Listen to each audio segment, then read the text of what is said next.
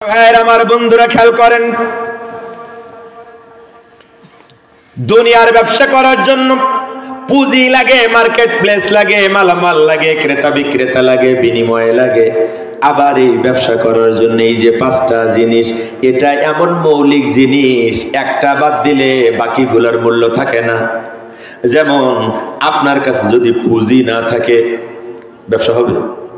দোকান হবে? মাল উঠাইতে পারবেন? বেচা কেনা হবে? বাকি চারটার কোনো অস্তিত্ব থাকে না যদি এক নম্বরটা না থাকে। কথা ঠিক কিনা? আবার দেখেন, যদি শেষেরটা না থাকে তাও একই রকম অবস্থা। আপনার টাকা আছে, অর্থ সম্পদ আছে, তা দিয়ে দোকান করেছেন, তা দিয়ে মাল উঠাইছেন, বিক্রি করার জন্য আপনি চেয়ার পেতে বসে আছেন, লোকেরা কেনার জন্য আসে, আপনার কাছে মাল চাই, আপনি মাল দেন, নিয়ে চলে যায়, আপনার কোনো বিনিময় দেয় না, টাকা দেয় না, তাহলে ব্যবসা হবে? কতক্ষণ হবে? ব্যবসা হবে? তার মানে একটা বাদ দিলে বাকি চারটার কার্যকারিতা নষ্ট হয়ে যায়, একটা বাদ দিলে বাকি চারটা মূল্যহীন হয়ে যায়। এই কথা দিয়া যেটা আপনাদেরকে বোঝানোর চেষ্টা করতেছি আমার ভাইয়েরা, যারা আজকে দুনিয়া নিয়ে শুধু সংসার, স্ত্রী আর ছেলে মেয়ে নিয়ে ব্যস্ত, এমনকি বাপ মাও বাদ দিয়েছে, আছে না নাই? স্বার্থপর হতে হতে, নিজের স্বার্থ বুঝতে বুঝতে, আমার আমার করতে করতে এখন বাপ মাও বাদ পড়ে গেছে। এখন শুধু নিজের স্ত্রী আর ছেলে আর মেয়ে, আর কারোর কথা চিন্তা করার টাইম নেই। কথা ঠিক না ভুল? যারা দুনিয়ার মোহে পাগল পারা, ওই দুনিয়ার মোহে পাগল পারা লোকগুলোকে আল্লাহ রাব্বুল আলামিন ডাক দিয়ে বললেন, জাহান্নামের আগুন থেকে যদি বাঁচতে চাও তাহলে একটা ব্যবসা করা লাগবে। কারণ রব্বুল আলামিন জানেন ব্যবসাটা দুনিয়ার লোকেরা ভালো বোঝে, ব্যবসা ছাড়া বড় লোক হওয়া যায় না। ব্যবসা ছাড়া আজ পর্যন্ত কেউ বড় লোক হয়েছে দেখে যাবে? খাইটি খুঁটি কোন রকম চলে, বড় লোক হওয়ার জন্য ব্যবসা করা লাগে। ব্যবসা ছাড়া কেউ বড় লোক হয়? ও চার দোকান দিলে ওটাও একটা ব্যবসা। কথা ঠিক কিনা বলেন আমার ভাইয়ের আমার বন্ধুরা? ওই ব্যবসা দিয়ে আল্লাহ রাব্বুল আলামিন বুঝাইলেন জাহান্নামের আগুন থেকে বাঁচার জন্য ব্যবসা করা লাগবে। তার মানে বোঝা গেল জাহান্নামের আগুন থেকে বাঁচার জন্য যে ব্যবসা, ওই ব্যবসায় ওই পাঁচটা মৌলিক জিনিস থাকা লাগবে। ঠিক কিনা? আছে সেই পাঁচটা জিনিস? কয় হুজুর আছে কি না পারলে আপনারা দেখে বেড়ান গিয়ে, আমরা তো জানি না, কারণ আমরা কোরআন পড়ার মধ্যে নেই। এখন টিসিবির কার্ড ভাগাভাগি নিয়ে মারামারি নিয়ে ব্যস্ত আছি, কে কোন বাজারে দখল নেওয়া যায় তাই নিয়ে এখন মহাব্যস্ত। এগুলা পড়ার টাইম আমাদের নেই। কি কথা ঠিক কিনা বলে? কেন ভাবতেছেন না? কেন বুঝতেছেন না? আজরাইল যদি এই মুহূর্তে হাজির হয়ে যায় তাহলে দুনিয়ার সব হিসাব কিন্তু বাকির খাতায় জমা হয়ে যাবে। আমার ভাইয়ের আমার বন্ধুরা, এখন চলেন আল্লাহর কাছে জানতে চাই রব্বুল আলামিন ব্যবসা করার জন্য দুনিয়ার সিস্টেম অনুযায়ী পাঁচটা জিনিস লাগে। ও আমাদের রব, জাহান্নামের আগুন থেকে বাঁচার জন্য যদি ব্যবসা করি তাহলে তো এই পাঁচটা জিনিস লাগবে। তাহলে এই পাঁচটা জিনিস কি কি আমাদের পুঁজি হবে? এক নম্বরে পুঁজিটা কি হবে এই ব্যবসা করার জন্য, জাহান্নামের আগুন থেকে বাঁচার ব্যবসা? আল্লাহ রাব্বুল আলামিন তার সন্ধান দিলেন। রাব্বুল আলামিন বললেন, তুমিনুনা বিল্লাহি ওয়া রাসূলিহি। আল্লাহু আকবার বলেন। আল্লাহ রাব্বুল আলামিন বললেন, ও দুনিয়ার মানুষেরা শোনো শোনো শোনো,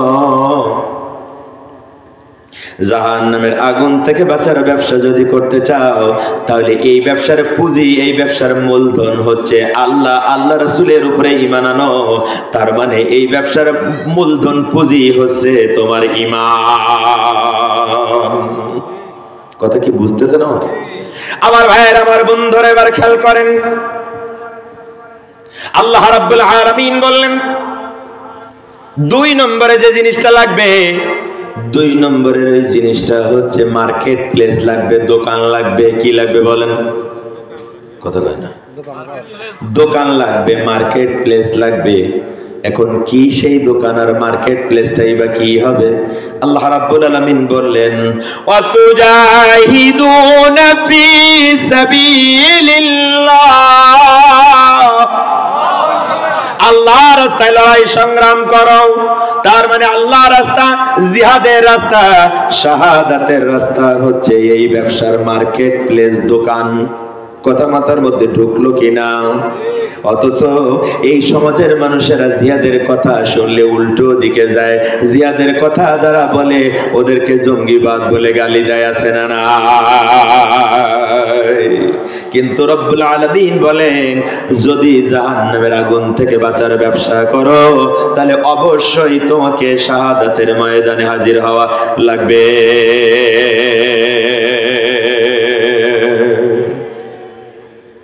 তিন নাম্বার, মালামাল লাগবে। মালামাল ছাড়া, পণ্য ছাড়া ব্যবসা হয়? আমরা বললাম রব্বুল আলামিন জাহান্নামের আগুন থেকে বাঁচার এই ব্যবসার মালামাল কি, পণ্য কি? রব্বুল আলামিন বললেন বিআমওয়ালিহিম ওয়া আনফুসিহিম। এই ব্যবসার মালামাল হচ্ছে ইমানদারের মাল আর জান। ইমানদারের মাল আর জান হচ্ছে এই ব্যবসার মালামাল, পণ্য। কথা বুঝতেছেন? তাহলে এখান থেকে আমরা জানলাম পুঁজি হচ্ছে ইমান, মার্কেট প্লেস হচ্ছে জিহাদের ময়দান, মালামাল হচ্ছে ইমানদারের জান আর মাল। বাকি দুইটা কোন ক্রেতা বিক্রেতা আর বিনিময় বাকি। কথা ঠিক কিনা বলেন? এই কথাটাও আয়াতের বাকি অংশে আল্লাহ, পরবর্তী দুই আয়াতের অংশে আল্লাহ রাব্বুল আলামিন বলেছেন একটু ইনডাইরেক্ট ভাবে, কিন্তু আমরা একটু সরাসরি ডাইরেক্ট জানতে চাই। তাফসীরের মজাই হচ্ছে এখানে, আপনি যখন কোন জায়গায় বুঝতে যে একটু ধাক্কা খাবেন, তখন কোরআনের অন্য জায়গা থেকে আরো আয়াত এনে ওই জায়গাটা বোঝার সুযোগ আছে। কোরআন দিয়ে কোরআনের তাফসীর, এটা হচ্ছে সবচেয়ে মজার তাফসীর। এখন আমরা ক্রেতা বিক্রেতার বিনিময় জানতে চাই। ওটা জানার জন্য আপনাকে আরেকটু অন্য জায়গায় যেতে হবে। কোরআনুল কারীমের কথা বুঝতেছেন? অন্য জায়গায় যদি যান, আল্লাহ রাব্বুল আলামিন আগাম বলে রেখেছেন, ইন্নাল্লাহ হাশতারা মিনাল মুমিনিনা আনফুসাহুম ওয়া আমওয়ালাহুম বিআন্না লাহুমুল জান্নাহ। আল্লাহু আকবার। আল্লাহ রাব্বুল আলামিন বলেন, নিশ্চিতভাবে আমি আমার ইমানদারের জান আর মাল কিনে নিয়েছি। কার কথা? আল্লাহর কথা। ইমানদারের মাল আর জান কে কিনেছে? আল্লাহ। আমাদের এই ব্যবসার মালামাল পণ্য কি ছিল? ইমানদারের মাল আর জান। আল্লাহ এখানে কিনতেছেন কি? ইমানদারের জান আর মাল। তাহলে ক্রেতা কে? কে ক্রেতা? কত সম্মান আপনার, আপনি বোঝেন? কত ইজ্জত আল্লাহ আপনাকে দিয়েছে আপনি বোঝেন? শুধু তো দুনিয়ার পাতি নেতার পিছনে লাইন লাগায়া দুটো চা, দুটো পান আর তিনটা সিগারেটের জন্য মাথা বিক্রি হয়ে যায়। 500 টাকার জন্য স্বামী স্ত্রী দুজনের ভোট বিক্রি হয়ে যায়। কথা ঠিক কিনা? আমি মাঝে মাঝে দুঃখ করে বলি, ভাই, যে নেতা 500 টাকা দিয়ে তোমার আর তোমার স্ত্রীর ভোটটা কিনে নেয়, ওই লোকটা তোমাকে পোল্ট্রি মুরগির চাইতেও নিকৃষ্ট মনে করে। আগে কত ছাগলের চেয়ে নিকৃষ্ট মনে করে, কিন্তু ছাগলের দাম তো 5,000 টাকা, বিক্রি করে তো 500 টাকা। একটা আস্ত পোল্ট্রি মুরগি কিনতে গেলেও 600-700 টাকা লাগে। কথা ঠিক কি না? আর সেই টাকা দিয়ে তোমার আর তোমার স্ত্রীর ভোট কিনেছে, তার মানে হাফ পোল্ট্রি মুরগির যে মূল্য তোমার কাছে নেতার সেই মূল্য। ওই জন্য দেখা যায় ভোটের আগে সাদা জামা গায়ে দিয়ে এসে তোমার ময়লা জামার সাথে জড়ায় ধরে কলাকুলি করে, কিন্তু যেই ভোটে পাশ করে যায় তখন তোমার থেকে উপরের কর্মীও যে ছিল ও নেতার বাড়িতে গেটে ঢুকতে পারে না। ঠিকই না?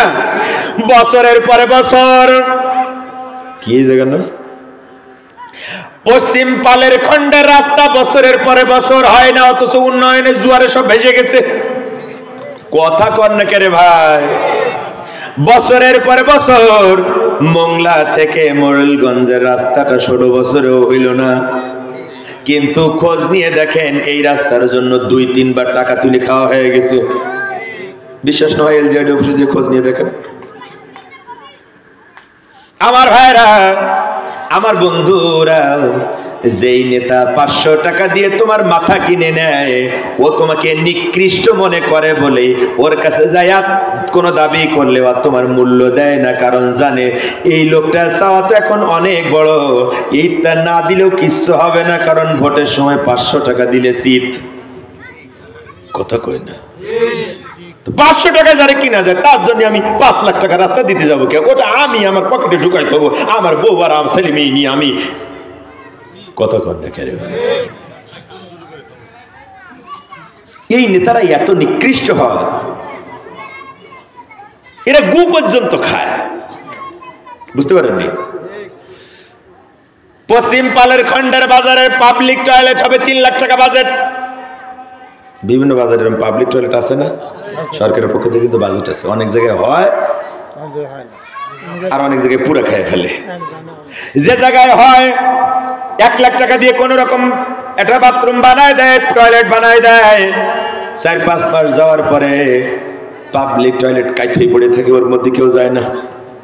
কথা ঠিক কি না? বাকি 2 লাখ মেরে খায়, 1 লাখ হচ্ছে ওর নিজের, আর 1 লাখ নেতাকে দেয়া লাগবে। কত বোঝেন? এখন আপনারা বলেন তো, এই পায়খানার টাকা মেরে খাইয়া যে এই লোকটা এই টাকা দিয়া আপেল, কমলা, আঙ্গুর, গোস্ত কিনে, মাছ কিনে বাড়ি নিয়ে খাইলো, ও কি আসলে মাছ, গোস্ত, আপেল খায়? কি খায়? কি খায়? ও ডাইরেক্ট গু খায়। আর এই গু খাওয়া নেতা যতদিন আপনি বাদ না দেবেন ততদিন আপনার ভাগ্যের পরিবর্তন হবে না। এটা ভালো করে মনে রাখবেন। যে নেতা পাইখানের টাকা পর্যন্ত মেরিয়ে খায়, সে আপনার রাস্তার টাকা মেরিয়ে খাবে, বয়স্ক ভাতা, বৃদ্ধ ভাতা মেরিয়ে খাবে, সে আপনার বিজিবি, বিজিএফ এর কার্ড মেরিয়ে খাবে, এটা তো তার কাছে কোনো ব্যাপারই না। ও নেতা পাইখানের টাকা মেরিয়ে খায়, তোমার ভালো করে মেরিয়ে খাবে না, তোমার বলেছে কিনা? আমার ভাইয়েরা, বলতেছিলাম আপনাকে সম্মান দিয়েছেন আমার আল্লাহ, এত সম্মান দিয়েছেন, এত সম্মান দিয়েছেন। রব্বুল আলামিন বলেন, আমি তোমাদের জান আর মাল কিনে নিলাম। তার মানে আপনাকে দোকানদার বানাইয়া আপনার দোকানের খরিদ্দার হয়েছেন স্বয়ং আরশে আজিমের মালিক। আর এমন এক সত্তা, এমন এক মহান সত্তা আপনার দোকানের খরিদ্দার, যদি আপনি আপনার মালের জানতার কাছে বিক্রি করতে পারেন, তাহলে তিনি বলেন বিআন্না লাহুমুল জান্নাহ, আমি তোমাদেরকে বিনিময় হিসাবে জান্নাত দান করে দেব। কথা বোঝা যায় না? এখনো বোঝেন না? আর একটুখানি বাকি। যদি বুঝতেন তাহলে জিহাদের জন্য প্রস্তুত থাকতেন, জিহাদের কথা শুনলে ভয় লাগতো না। কথা ঠিক কিনা বলেন? আয়না ঘর 16 বছর ধরে টিকে থাকতে পারতো না। খুনিরা 16 বছর আলেমদের উপর অত্যাচার করতে পারতো না। ওরা পেরেছে তো, আপনারা জিহাদের ময়দানে যেতে ভয় পাইছেন তাই। কিন্তু আমার ছাত্র যুবকেরা ভয় পায় নাই, ওরা জীবন বাজি রেখে যেই না মাঠে নেমেছে, মাত্র 1 মাস 5 দিনের মাথায় আয়না ঘরের মালিকের ওই খুনি পশু জানোয়ার গুলো পালিয়ে গিয়েছে। কথা ঠিক কিনা? আমার ভাইয়ের, আমার বন্ধুরা, আপনি যদি জান্নাত চান তাহলে জান আর মাল বিক্রি করা লাগবে কার কাছে? যতক্ষণ বিক্রি করতে না পারবেন ততক্ষণ জান্নাতের আশা করাটা বোকামি। বুঝতে পারেনি? তাই তো। পালের খন্ডের বাজারে যদি যান, দেখবেন সবজি বিক্রেতারা সবজি সুন্দর করে দোকানে সাজায় বসে থাকে, ঠিক না? কোন বাজারে বাজার করেন আপনারা? কি হাট? খানজাহান বাজার। খানজাহান বাজারে যদি যান, দেখবেন সবজিওয়ালারা, মাছওয়ালারা কি সুন্দর করে সাজায় রাখছে, ঠিক কি না? ওই খানজাহান বাজারের সবজি বিক্রেতার সামনে দিয়ে কত শত শত হাজারো মানুষ চলে যায়, কারো কাছে কিন্তু টাকা চায় না। কিন্তু আপনি যে ওর দোকানের সামনে যে দাঁড়াবেন, বলবেন 1 কেজি আলু দাও, পটল দাও, বেগুন দাও। কথা ঠিক কিনা? ও আপনার এই চাহিদা মতো মালগুলো মেপে আপনার ব্যাগে দেওয়ার সাথে সাথে হাত বাড়াইয়া থাকে টাকার জন্য। কথা ঠিক কিনা? এতক্ষণ কারো কাছে টাকা চাই নাই, তার মানে এতক্ষণ মাল বিক্রি করি নাই, সেজন্য টাকা চাই নাই। এখন মাল বিক্রি করেছে, সাথে সাথে টাকা চায়, তার মানে বোঝা গেল বিক্রি না করা পর্যন্ত টাকা চাওয়া যায় না। কত ঠিক কিনা বলেন? আল্লাহ রাব্বুল আলামিন বলেন, আমি ইমানদারের মাল আর জান কিনে নিলাম। তার মানে আপনাকে মাল আর জান আল্লাহর কাছে বিক্রি করা লাগবে। যতক্ষণ বিক্রি করতে না পারবেন ততক্ষণ জান্নাত চাওয়ার অধিকার আপনার থাকে না। কথা বোঝা যায়? কথা বোঝা যায়? বলবেন হুজুর আল্লাহর কাছে জান্নাত বিক্রি করব কি করে? ওই যে বললাম জায়গা কোনটা? 2 নম্বর কথা বলে গেছেন। জায়গা কোনটা? জিহাদের ময়দান। আল্লাহর জমিনে আল্লাহর আইন বাস্তবায়ন করার জন্য ইকামতে দ্বীনের কর্মী হওয়া লাগবে। তুমি নারী হওয়ার পুরুষ হও, আল্লাহর জমিনে আল্লাহর দ্বীন কায়েমের আন্দোলন করা তোমার জন্য ফরজ। এই ফরজ দায়িত্ব পালন করা লাগবে। যতক্ষণ এই ফরজ দায়িত্ব পালন করতে গড়িমসি করবা, ততক্ষণ কিন্তু জান্নাতের কোনো গ্যারান্টি তোমার জন্য না। কথা বোঝা যায় এখন? তার মানে জানার মাল বিক্রি করলেই জান্নাত। সুবহানাল্লাহ। তাহলে প্রথম আয়াতে বুঝলাম রব্বুল আলামিন জাহান্নামের আগুন থেকে বাঁচার জন্য যে ফর্মুলা দিলেন, ওই ফর্মুলার নাম হচ্ছে তিজারা, মানে ব্যবসা করা লাগবে। ফর্মুলার নাম কি? আমলের নাম কি? ব্যবসা। ব্যবসা ব্যবসা করা লাগবে কয়টা জিনিসের সমন্বয়ে? প্রথমে ঈমান, তারপরে জিহাদের ময়দান, তারপরে ইমানদারের মাল আর জান, তারপরে ক্রেতা বিক্রেতা। ক্রেতা হচ্ছেন আল্লাহ, বিক্রেতা হচ্ছে ইমানদার, আর বিনিময় হচ্ছে জান্নাত। কথা বোঝা যায়? এখন সামনের দিকে চলেন। এবার আমরা বললাম রব্বুল আলামিন ব্যবসা যদি করি তাহলে আমরা কি পাবো? ঠিক না? আল্লাহ রাব্বুল আলামিন বলেন ব্যবসা যদি করো তাহলে আমি তোমাদেরকে জাহান্নামের আগুন থেকে বাঁচাইয়া দেব। এখন যদি আপনি বলেন রব্বুল আলামিন শুধু কি জাহান্নামের আগুন থেকে বাঁচাই দিবা, আর কি কিছু পাবো না? রব্বুল আলামিন বলেন আরো কিছু পাবা।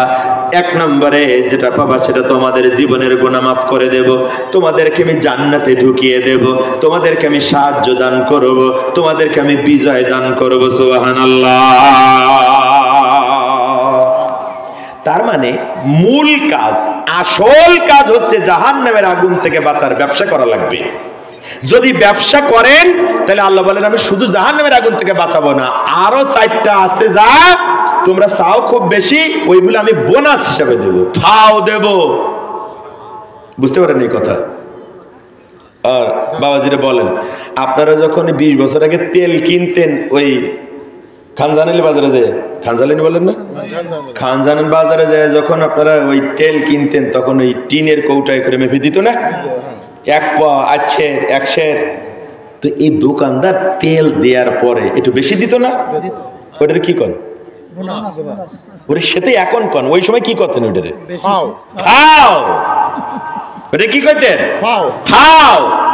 আমাদের সাতক্ষীরা যশোরের লোকজন কয় ধল বা নাগার, কক্সবাজারের লোকেরা কয় তলা, ওটা বলে নাকি তোলা বলে ওদের।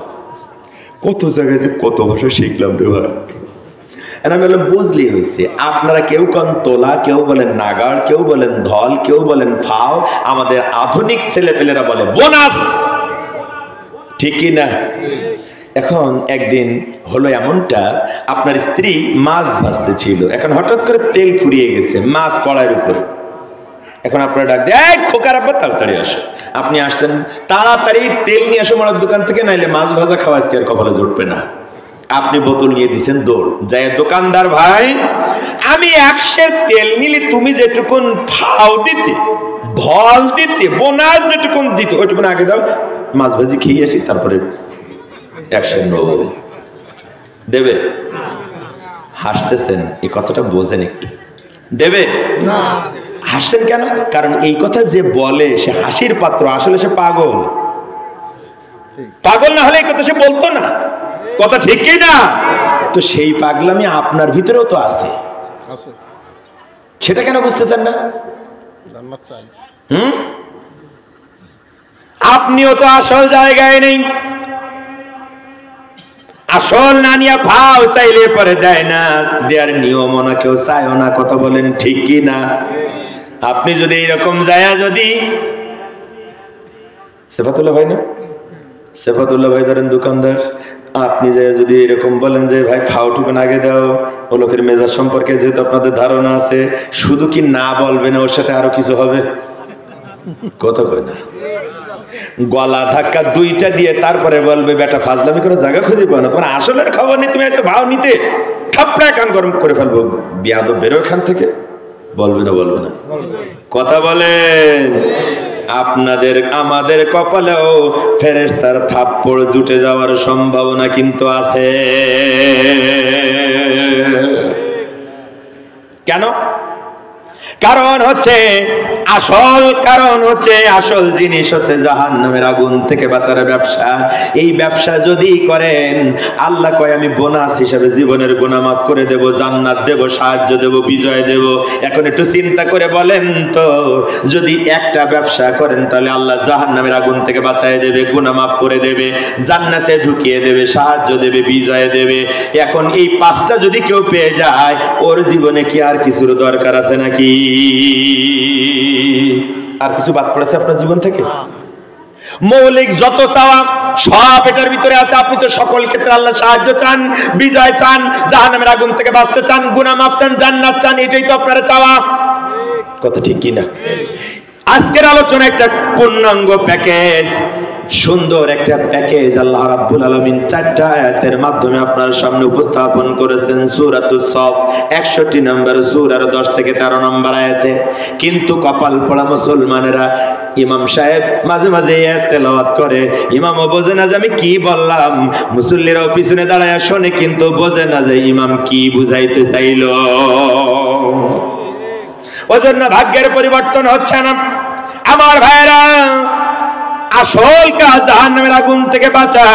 জাহান্নামের আগুন থেকে যদি বাঁচতে পারেন তাহলে আল্লাহ বাকিগুলো চাওয়া লাগবে এমনিই দেবে। কিন্তু আমরা এই ফাও পাওয়ার জন্য ব্যস্ত, আমরা হুজুরা ফাও দেওয়ার জন্য ব্যস্ত, বলি এটা করো জান্নাত, এটা করো জান্নাত, এটা করো জান্নাত, এটা করো জান্নাত, জান্নাত তোর মামুর বাড়ি যাই এই সবরিগুলা খাবি। কথা কয় না? আমরা যত সহজে জান্নাত বিক্রি করি, তার অর্ধেকেরও অর্ধেক জাহান্নামের ভয় দেখাই না জাতিকে, ঠিক কিনা? অথচ এটাই আসল। তার মানে হচ্ছে জাহান্নামের গর্ত যদি আপনি না চেনেন তাহলে জান্নাতে যাওয়া যাবে না। জান্নাতের পথে পথে আল্লাহ রাব্বুল আলামিন জাহান্নামের গর্ত দিয়েছেন, আপনাকে ওইগুলো চিনতে হবে। আর ওই জাহান্নামের গর্তগুলো একটু পাশ কাটায়া বাইপাস করে যাইতে হবে। যদি আপনি জাহান্নামের গর্ত পাশ কাটায়া যাইতে পারেন তাহলে সামনে কি পাবেন? কথা কয় না রে, কি পাবেন? কি? তার মানে হচ্ছে রব্বুল আলামিন সুন্দর করে বুঝাইলেন। কথা খেয়াল করেন, ও দুনিয়ার মানুষেরা, জাহান্নামের গর্তগুলো একটু পাশ কাটাইয়া যাও, তাহলে জান্নাত চাওয়া লাগবে না। তার কারণ হচ্ছে আল্লাহর কাছে জায়গা দুইটা, একটা জাহান্নাম আর একটা জান্নাত। কথা ঠিক কিনা? জাহান্নামের গর্ত থেকে যদি বাঁচতে পারো তাহলে তো জান্নাত চাওয়া লাগবে না, কারণ সামনেই তোমার জন্য জান্নাত রেডি হয়ে আছে। কথা ঠিক কিনা বলেন? আমার ভাইয়ের, আমার বন্ধুরা, একটু বোঝার চেষ্টা করেন, একটু বোঝার চেষ্টা করেন। কি চমৎকার করে আল্লাহ রাব্বুল আলামিন উপমাগুলো দিলেন। বসেন। আমার ভাইয়ের, আমার বন্ধুরা, একটু খেয়াল করেন, একটু বোঝার চেষ্টা করেন। কি চমৎকার কথা আল্লাহ রাব্বুল আলামিন বললেন। জাহান্নামের গর্তগুলো চিনে যদি পাশ কাটায়া যাইতে পারো, জান্নাত চাওয়া লাগবে না, অটো পেয়ে যাবা। সুবহানাল্লাহ বলুন না? এইটা বোঝানোর জন্য আমি একটা সহজ উদাহরণ দিই, দেখেন আপনাদের মাথায় ঢোকে কিনা। যদি মনে করেন এই পালের খণ্ডের যুবকেরা খুলনা আলিয়া মাদ্রাসায় মাঝে মাঝে ইন্টারন্যাশনাল কারীরা আসে তেলাওয়াত শোনানোর জন্য, আপনারা অনেকে জান না। এখন এলাকার ছেলেরা সিদ্ধান্ত নিল, একটা বাস ভাড়া করেছে, একটা লাক্সারিয়াস এসি বাস ভাড়া করেছে। বাস ভাড়া করে এই মোংলা আর মডেলগঞ্জের থেকে বাছাই করে 10 জন পীর বাছাই করেছে, 10 জন ভালো ইমাম বাছাই করেছে, 10 জন বক্তা মুফতি মুহাদ্দিস মুফাসসির বাছাই করেছে, 10 জন হাফেজে কোরআন বাছাই করেছে। কয়জন হলো? এই 40 জনকে বলা হলো যান আপনারা বাসে ওঠেন, আপনাদেরকে তেলাওয়াত শোনানোর জন্য নিয়ে যাব। সবাই বাসে উঠেছে, সবাই ভালো মানুষ, আল্লাহওয়ালা মানুষ, কোনো খারাপ লোকের মধ্যে আছে নাকি? আছে আছে। সবাই কি মানুষ? ভালো মানুষ। এই আল্লাহওয়ালা আলেম ওলামারা, পীর মাশায়েখেরা, হাফেজে কোরআনের ইমামেরা যখন বাসে উঠেছে, বাসে ওঠার দোয়াটাও পড়ে নিয়েছে। বলেন তো বাসে ওঠার দোয়া কি? বলেন। কয় হুজুর ওই যে জীবনে যে পয়লাটা শিখি তুইছে বিসমিল্লাহি মাজরিহা ওয়া মুরসাহা ইন্না রাব্বিল গফুরুর রহিম, ওইটা দিয়ে সারা জীবন চালাই গেছি। ওইটা দিয়ে নৌকা, ওইটা দিয়ে সাঁকো, ওইটা দিয়ে লঞ্চ, ওইটা দিয়ে বাস, ওইটা দিয়ে স্টিমার, ওইটা দিয়ে সব ঠিক না? কিন্তু যানবাহন চড়া যেটা আপনারা শিখেছেন ওটা হচ্ছে সাঁকো পেরোনোর দোয়া, নৌকা চড়ার দোয়া, লঞ্চ চড়ার দোয়া। বাসে চড়া বা যানবাহন বিমানে চড়া দোয়া হচ্ছে সুবহানাল্লাযী সাখখারা লানা হাযা ওয়া মা কুন্না লাহু মুকরিনিনা ওয়া ইন্না ইলা রাব্বিনা লামুনকালিবুন। এখন ওলামায়ে কেরাম যখন বাসে উঠেছে, দোয়া পড়েই উঠেছে। বাসের ভিতরে উঠে পীর সাহেব হুজুররা জিকির নিয়ে ব্যস্ত, ইমাম সাহেব বক্তারা গবেষণা নিয়ে ব্যস্ত, হাফেজে কোরআনেরা গুনগুন করে তেলাওয়াত করতেছে। কথা ঠিক কিনা বলেন? নাকি ভালো মানুষেরা বাসে উঠি কি এই ফোনে কি উল্টাপাল্টা জিনিস দেখবে নাকি? না, এগুলোই করবে। আমার ভাইয়ের, আমার বন্ধুরা, রাত 10টার সময় বাসটা ছেড়ে যাবে। 10টা বাজার 2 মিনিট আগে একজন লোক বাসে ওঠে। ওই লোকের নাম কি? হ্যাঁ, তো বুঝতে পারতেছেন নাকি? কে? ড্রাইভার বেতন। কিন্তু এমন ড্রাইভার বাসের স্টিয়ারিং সিটে বসেছে, আনাড়ি ড্রাইভার, রাস্তা ভালো চেনে না, আবার নেশা করছে ভালো মতো। অন্যদিন বড়ি খায় 2টো, আজকে খাইছে 5টা। অন্যদিন গাঁজা খায় 2 পেক, আজকে খাইছে 5 পেক। অন্যদিন বোতল খায় 1টা, আজকে খাইছে 3টা। কথা বুঝতেছেন? চোখ বড় বড় লাল লাল, ড্রাইভিং সিটে উঠে মনে করতেছে অসুবিধা নেই, আজকে যতই নেশা করি অসুবিধা নেই, কারণ আমার যাত্রীরা হচ্ছে সব আল্লাহওয়ালা, এখন তেলাওয়াত করবে, আল্লাহরে ডাকবে, আমার কোনো অসুবিধা নেই। ও পথ ভালো চেনে না, ওর জানার দরকার এখান থেকে মেন রোডে উঠে একটু ডান সাইডে যাওয়া লাগবে, তারপরে মোংলায় যায়, ওপরে যায় আর একটু ডাইনে যাওয়া লাগবে। কথা বলেন ঠিক কি না? এরপরে যায় কি জায়গায় ওটার নাম? কাটাখালী। কাটাখালীতে বাম দিকে যাওয়া লাগবে। কথা ঠিক কিনা? তারপরে 0 পয়েন্ট থেকে আর একটু ডান দিকে যাওয়া লাগবে। এই বাঁক আর এই ব্রিজ সম্পর্কেরও কোনো জ্ঞান নেই। নেশা করে চোখ বড় বড়, যখন মোংলা রাস্তায় উঠেছে তখন নেশা ভালো কাজ করতেছে। কুয়াশা রাত, রাস্তাও দেখে সাদা, 2 পাশে ঘেরের পানিও দেখে সাদা। ও মনে করছে ইন্টারন্যাশনাল হাইওয়ে ওর বাপ বানাই থইছে, যেহেতু যাত্রীরা সব ভালো, মনে করছে আমি এখন সোজা চালাবো। এখন সোজা যদিও চালাই দেয়, আপনার কপালে কি খুলনা আলিয়া মাদ্রাসার তেলাওয়াত শোনা জুটবে? কোথায় যাবেন? কোথায়? যদি কপাল ভালো হয় তাহলে হসপিটালে, আর যদি কপাল খারাপ হয় তাহলে কোথায়? কবরে। কথা তাই নাকি ভুল? আচ্ছা, এই উদাহরণটা কি ঠিক? ড্রাইভার যদি ভালো না হয়, রাস্তা যদি না চেনে, তাহলে ওর গাড়িতে উঠলে গন্তব্যে যাওয়া যায় না। এই কথাটা বিশ্বাস করেন? মানেন? কথা বলেন না কেন? মানেন কি না? যদি জানেন যে এই বাসের ড্রাইভার নেশা করেছে, আপনি জানার পরে কি ওই বাসে উঠবেন? যদি আপনি জানেন যে এই ড্রাইভার রাস্তা চেনে না, ওই বাসে আপনি উঠবেন? তো আপনার সামান্য জ্ঞানে যদি এইটা বোঝা যায়, খুলনায় মাত্র 60-65 কিলোমিটার যাওয়ার জন্য রাস্তা চেনা লাগে, রাস্তার গর্ত আর বাঘগুলো চেনা লাগে। এইগুলা যদি পাশ কাটায় আস্তে কইরা বাইপাস করে যদি না যায়, ড্রাইভার যদি নেশাগ্রস্ত হয় আর যদি সোজা চালায় দেয়, আমার কপালে খুলনা জোটে না। কথা বলেন ঠিক কি না? এই উদাহরণটা এখন এই আয়াতের সাথে মিলান। রব্বুল আলামিন কত সুন্দর করে বলেছেন, জাহান্নামের আগুন থেকে বাঁচার ব্যবসা করো, জান্নাত চাওয়া লাগবে না। তার মানে জাহান্নামের আগুন থেকে বাঁচার ব্যবসা করতে গেলে তোমাকে জাহান্নামের গর্তগুলো চিনা লাগবে, আর ওই চিনে জাহান্নামের গর্তগুলো একটু বাইপাস করে পাশ কাটাইয়া যাওয়া লাগবে। কথা ঠিক কি না? তার মানে ডাইরেক্ট জান্নাতে যাওয়া যায় না। জান্নাতে যাওয়ার জন্য জাহান্নামের গর্ত চিনে একটু পাশ কাটাইয়া যাওয়া লাগে ওই ড্রাইভারের মতো। কথা ঠিক কি না? যদি যাইতে পারেন তাহলে আপনার জন্য জান্নাত রেডি। আর যদি আপনি মনে করেন এই আনাড়ি ড্রাইভারের মতো সোজা জান্নাতে যাবেন, জান্নাত কপালে জুটবে না, জাহান্নামের গর্তে পড়ে মরা লাগবে। কথা কি বোঝা যায়? কথা বোঝেন? এখন আমি আপনাদের সামনে কিছু জাহান্নামের গর্তের কথা বলবো, কয়েকটা জাহান্নামের গর্তের পরিচয় করাই দিয়ে আলোচনাটা শেষ করব ইনশাআল্লাহ। আমার ভাইয়ের, আমার বন্ধুরা খেয়াল করেন, কিন্তু জাহান্নামের গর্ত চেনানোর আগে মাথার মধ্যে আর একটা কথা পেঁচ মারতেছে, একটু বলবো নাকি? রাগ করবেন না তো? নেতারা খেপে যেতে পারে। নেতারা খেপে যেতে পারে। দেখুন আমি কি করব, বলবো নাকি বলবো না? কথা কান, বলবো না বলবো না? আরে ভাই 16 বছর রিমান্ডে গিয়ে জেল খাটাই হাসিনা মুখ বন্ধ করতে পারেনি, আর এখন আপনাদের অনুমতি নেওয়া লাগবে? এমনি বললাম, অনুমতি দিলেও বলবো, না দিলেও বলবো। কথা ঠিক কি না? গালাগালি 16 বছর শুনেছি, জেলও খাটছি, রিমান্ডেও গেছি, মাইরও খাইছি, এমনও বুকের ব্যথা আছে। গত 2 সপ্তাহ ধরে গালি আবার শুরু হয়েছে। এমন গালি শুনতেছি, সারা জীবনে এত গালি আমি শুনি নাই। ফোন করে গালি দিচ্ছে আমাদের। ওনাদের বিরুদ্ধে বলেছি, ওনারা কোরআনের বিরুদ্ধে বলছে, আমরা সেটার প্রতিবাদ করছি।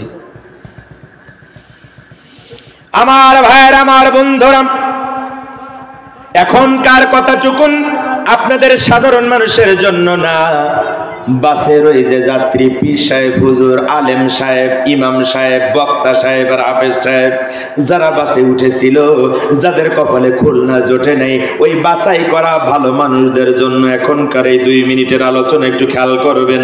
ও পীর সাহেব হুজুর, ও ইমাম সাহেব হুজুর, ও বক্তা সাহেব, ও হাফেজ সাহেব হুজুর, আপনি তো নিশ্চিন্তে খানকার মুরিদ নিয়ে আসেন, ইমামতি আর ওয়াজ নিয়ে আসেন, তেলাওয়াত নিয়ে আসেন, কিন্তু আপনি যে সমাজের, যে সমাজ নামক বাসের যাত্রী, ওই সমাজের ড্রাইভার কেমন তা কেন চিন্তা করতেছেন না? কথা বলেন না কেন? বাসের ড্রাইভার যদি রাস্তা না চেনে, যদি নেশাগ্রস্ত হয়, বাস যেমন গন্তব্যে যায় না, তুমি যে সমাজ নামক বাসের যাত্রী, ওই সমাজের নেতা যদি ভালো না হয়, ও যদি হয় চরিত্রহীন, লম্পট, নেশাখোর, মদখোর, জুয়াখোর, দুর্নীতিবাজ, চোর, ডাকাত আর সন্ত্রাসী যদি হয়, কথা বলেন না কেন? ও যদি জাহান্নামের গর্ত না চেনে, ও যদি জান্নাতের পথ না চেনে, তাহলে ওই নেতার পিছনে লাইন লাগানোর কারণে ওই বাসের ভিতরে বসে যেমন দোয়া করে কোনো কাজে লাগে নাই, এই সমাজে বসেও পীর মুরিদি, ওয়াজ আর ইমামতি আর তেলাওয়াত দিয়া তুমি বাঁচতে পারবা না। জাহান্নামের আগুন থেকে যদি বাঁচা লাগে, তাহলে সবার আগে তোমাকে সমাজের এই ড্রাইভার চেঞ্জ করা লাগবে। কারণ ওই বাসে যদি অর্ধেক ভালো মানুষ আর অর্ধেক খারাপ মানুষ হইতো, আর ড্রাইভার যদি ভালো হতো, ওই বাস গন্তব্যে পৌঁছে যাইতো। কথা ঠিক কি না?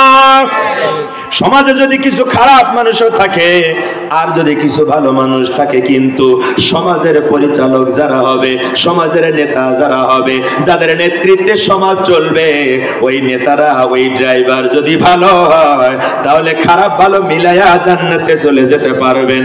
কিন্তু নেতা যদি হয় রডের বদলে বাঁশ দেয়া নেতা, কথা কয় না? নেতা যদি হয় পায়খানার টাকা মেরে খাওয়া নেতা, নেতা যদি হয় ছোট দোকানদারের কাছ থেকে চাঁদা আদায় করা নেতা, কত করেন? 5,000 টাকার সবজি ব্যবসায়ী সারাদিন ব্যবসা করে 500 টাকা লাভ হয়, তাই দিয়েও সংসার চলে। কিন্তু কিছু, কোন ভাষায় বলি গো, কিছু সেলাফেলা আছে, নেতার সেলাফেলা, সন্ধ্যাবেলা যায় ওর কাছে 200 টাকা চাঁদাবাজি করে। কথা কই নাকি? একটা কথা ভালো করে মনে রাখবেন, এই ছোট্ট দোকানদারের কাছে যায় সন্ধ্যাবেলা, সকালবেলা যারা চাঁদাবাজি করে, মনে রাখবেন এই ছেলেগুলা হচ্ছে এলাকার সবচাইতে বড় ভিক্ষুকের বাচ্চা। ভিক্ষুক, কথা বলে নাকি? কারণ ভিক্ষুক, যারা ভিক্ষুক ওদের কাছে ভিক্ষা চায় না, কথা কয় না তো তোরও কিচ্ছু নেই, ওই সবজি আলার তো কিচ্ছু নেই। তুই যখন ওর কাছ থেকে চাঁদা চাস তখন বোঝা যায় তোর বাপও ছিল ভিক্ষুক, তুইও ভিক্ষুক। আর যেই নেতাগুলা এই চাঁদাবাজগুলোর শেল্টার দেয়, দলে ভিড়ায়, মনে রাখবেন ওই নেতাগুলা হচ্ছে এলাকার সবচাইতে ফকিন্নির বাচ্চা, ফকিন্নি। কথা বলে না কেন? আমার ভাইরা, আমার বন্ধুরা, এই ফকিন্নির বাচ্চা, এই ছোট লোকের বাচ্চা, এই পায়খানার টাকা মেরে খাওয়া এই জঘন্য ছাসরা নেতাগুলারে যতদিন বাদ না দেবেন, এগুলারে বাদ না দিয়া যতদিন ভালো ড্রাইভার না বেছে নেবেন, ততদিন পর্যন্ত সমাজের পরিবর্তন, উন্নয়ন হবে না। অতএব মোড়লগঞ্জের তৌহিদি জনতা, আগামী দিন যখন নেতা নির্বাচনের সময় আসবে, তখন এই জাতীয় চরিত্রহীন লম্পট নেতা বাদ দিয়া ওদেরকে নেতা বানাতে হবে যারা জাহান্নামের গর্ত চেনে, যারা জান্নাতের পথ চেনে, যারা জনগণের টাকা মেরে খায় না, বরং জনগণের সহযোগিতার জন্য গলা পানিতে নেমে মানুষের কাছে যে দাঁড়ায়, মানুষের সুখ দুঃখের সাথী হয়, ওই আলেম ওলামাদেরকেই আগামী দিন নেতা বানাতে হবে। কারা রাজি আছো? দুই হাত তুলে দেখাও।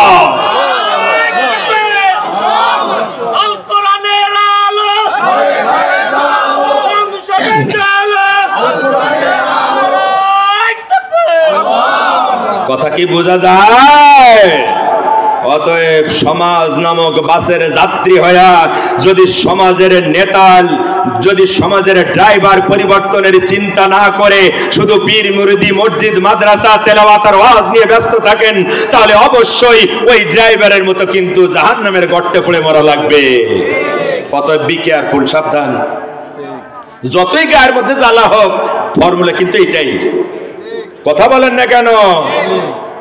এখন চলেন জাহান্নামের কিছু গর্তের বর্ণনা দিয়ে আজকের আলোচনার জবনিকা পাঠ জানতে চাই, শেষের দিকে যেতে চাই। আমার ভাইরা, জাহান্নাম বড় খারাপ জায়গা।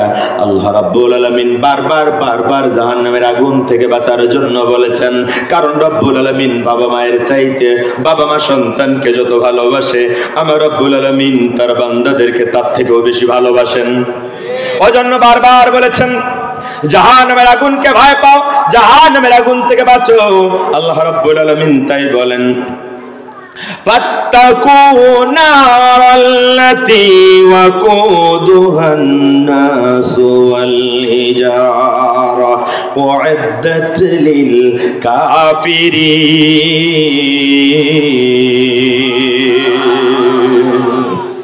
আমার ভাইরা, আমার বন্ধুরা, আল্লাহ রাব্বুল আলামিন বলেন, ও দুনিয়ার লোকেরা, জাহান্নামের ওই আগুনকে ভয় করো, যেই আগুনের জ্বালানি হবে মানুষ আর পাথর। আমরা কি মানুষ? আমরা কি?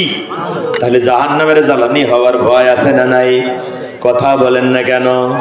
কিন্তু এইটাই মূল ভয় না, এটাই আসল ভয় না, এর থেকেও বড় ভয়ের কথা সামনে আল্লাহ রাব্বুল আলামিন বলেছেন। কারণ খেয়াল করেন, আমরা যখন চুলা জ্বালাই, কাঠ দিয়া হোক আর গ্যাস দিয়া হোক, চুলা যখন জ্বালাই, এই আগুনটা কেন জ্বালাই? রান্না করার জন্য। মূল উদ্দেশ্য কি? রান্না করা। রান্না করার জন্য আগুনটা জ্বালাই। আমরা বললাম রব্বুল আলামিন মানুষ আর পাথর দিয়া জাহান্নামের আগুন জ্বালায়া জ্বালায়া তুমি কাদের জন্য রেডি করতেছ? ঠিক না? এই প্রশ্ন করার আগে আল্লাহ জবাব দিয়েছেন, উইদ্দাত লিল কাফিরিন। আল্লাহ রাব্বুল আলামিন বলেন, ওই অস্বীকারী কাফেরদের জন্য জাহান্নামের আগুন রেডি করেছি। জাহান্নাম কাদের জন্য রেডি করা হচ্ছে? কাদের জন্য? এখন আমার প্রশ্ন, কাফের কারা? কি কাফের কারা বলেন? কাফের মানে কি সেটা আগে বলুন। কি অস্বীকার করলে মানুষ কাফের হয়? আল্লাহর কোরআনকে অস্বীকার করে। আমার ভাইয়ের, আমার বন্ধুরা,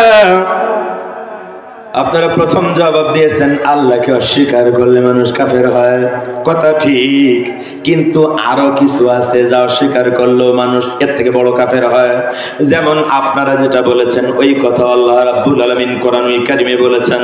আল্লাহ রাব্বুল আলামিন বলেন, ওয়ালিল্লাযীনা কাফারু বিরাব্বিহিম আযাবু জাহান্নাম ওয়া বিইসাল মাসীর। কোরআনুল কারীমের 67 নম্বর সূরা, সূরা মুলক, সূরা মুলকের 6 নম্বর আয়াত আল্লাহ রাব্বুল আলামিন বলেন, যে সব লোক তার রবকে অস্বীকার করে ওই কাফেরদের জন্য জাহান্নামের শাস্তি, আর ওই জাহান্নাম বড় খারাপ জায়গা। সূরা মুলক 6 নম্বর আয়াত। সূরার নাম কি? কত কেন? মুলক মানে হচ্ছে রাজত্ব। মুলক মানে কি? কথা কন। মুলক মানে কি? তো আল্লাহ রাজত্বের নামে, রাজনীতির নামে একটা আলাদা সূরা দিলেন। ওই সূরার প্রথমে সার্বভৌমত্বের মালিক কে হবে, কি কি গুণের কারণে সার্বভৌমত্বের মালিক, রাষ্ট্রের মালিক, ক্ষমতার মালিক হবে, আল্লাহ সে কথাগুলো বলেছেন। আল্লাহ রাজনীতির নামে সূরা নাজিল করে দেয়, আর সমাজের নেতারা বলে কোরআনের সাথে রাজনীতির কোনো সম্পর্ক নেই। আছে না নাই? এই কথা যারা বলে আমরা বুঝতে পারি কোরআন সম্পর্কে কোনো জ্ঞান নেই। কোরআন সম্পর্কে যদি জ্ঞান থাকতো তাহলে এই কথা মুসলমানের বাচ্চা হয়ে মুখ দিয়ে বের করতে পারতো না। এই কথাগুলো বললে তোমাদের গায়ে জ্বলে, তখন জিহাদিরে ফোন করে হুমকি দেয়া লাগে, গাইল দেয়া লাগে। তাহলে তোমরা আর ওদের ভিতরে পার্থক্যটা কোথায়? আমার ভাইয়ের, আমার বন্ধুরা, এখানে রব্বুল আলামিন স্বাভাবিকভাবে বলেছেন যারা তাদের রবকে অস্বীকার করবে ওরা হচ্ছে কাফের, ওদের জন্য জাহান্নাম, জাহান্নাম বড় খারাপ জায়গা। কিন্তু এর থেকে আরো কঠিন করে রব্বুল আলামিন আর এক জায়গায় কাফেরের বর্ণনা দিয়েছেন। আল্লাহ রাব্বুল আলামিন বলেন, ইন্নাল্লাযীনা কাফারু বিআয়াতিনা সাওফা নুসলিহিম নারা কুল্লামা নাদিজাত জুলুদুহুম বাদদালনাহুম জুলুদান গায়রা লিয়াযুকুল আযাব ইন্নাল্লাহা কানা আজিজান হাকীমা। কোরআনুল কারীমের 4 নম্বর সূরা, সূরা নিসার 56 নম্বর আয়াত। এই আয়াতটা মনে রাখেন, মুখস্থ করেন। কালকে 7 দোকানে যখন আমার বিরুদ্ধে সমালোচনা হবে, হবে না? দেখবেন কালকে 7 দোকানে বলবে হুজুর আর পায়নি, শুধু আমাদের বিরুদ্ধে গীবত করে, এই কথা বলবে। দেখেন কালকে 7 দোকানে গেছিল, তখন এই একটা মনে রাখবেন। 4 নম্বর সূরা 56 নম্বর আয়াত, সূরা নিসার 56 নম্বর আয়াত, মনে থাকবে কথা। আল্লাহ রাব্বুল আলামিন বলেন, ইন্নাল্লাযীনা কাফারু বিআয়াতিনা সাওফা নুসলিহিম নার। আল্লাহ বলেন ওরা নিশ্চিত কাফের। আল্লাহ ইন্না ব্যবহার করে বলেছেন ইন্নাল্লাযীনা, নিশ্চিত ভাবে আল্লাহ নিশ্চয়তা বিধান করে বলতেছেন ওরা নিশ্চিত কাফের যারা আমার আয়াত অস্বীকার করে। সাওফা নুসলিহিম নার, আর আমার আয়াত যারা অস্বীকার করে ওই কাফেরদেরকে আমি জাহান্নামের আগুন দিয়ে জ্বালাবো। আর এই জাহান্নামের আগুনে যখন ওদের চামড়া পুড়ে ভস্ম হয়ে যাবে তখন আমি নতুন করে আবার চামড়া লাগাই দেব, যাতে জাহান্নামের কষ্ট বেশি করে ভোগ করতে পারে। নাউজুবিল্লাহ। আর নতুন চামড়া লাগিয়ে দেয়া এটা আমার কাছে কোনো ব্যাপার না, কারণ আমি আল্লাহ মুখাপেক্ষী আর মহাজ্ঞানী। কার কথা? এখন আমার প্রশ্ন, মোড়লগঞ্জের তৌহিদি জনতা, একটু ভাইবা বলেন তো কোন আয়াত কি অস্বীকার করেন নাকি? করেন? হ্যাঁ, সাহস কি? আমি তো দেখতেছি আপনারা অনেক আয়াত অস্বীকার করেন।